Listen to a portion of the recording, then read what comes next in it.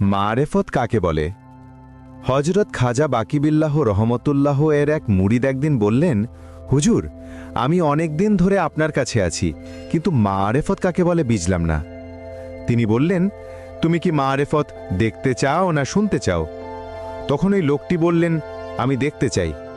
তখন খাজা বাকিবিল্লাহ রহমতুল্লাহ বললেন, তুমি আমার ইন্তেকালের পরে আমার লাশ গোসল দিয়ে কাফন পরিয়ে জানাজার জন্য অপেক্ষা করতে থাকবে। দেখবে ঘোড়ায় চড়ে মুখ ঢাকা একজন লোক এসে আমার জানাজার নামাজ পড়াবে। লোকটি চলে যাবার সময় তাকে বলবে, মারেফত কাকে বলে?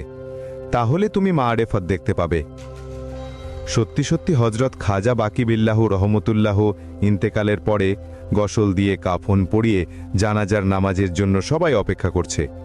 কিছুক্ষণ পর ঘোড়ায় চড়ে মুখ ঢাকা একজন লোক আগমন করল এবং জানাজা নামাজ পড়ালেন।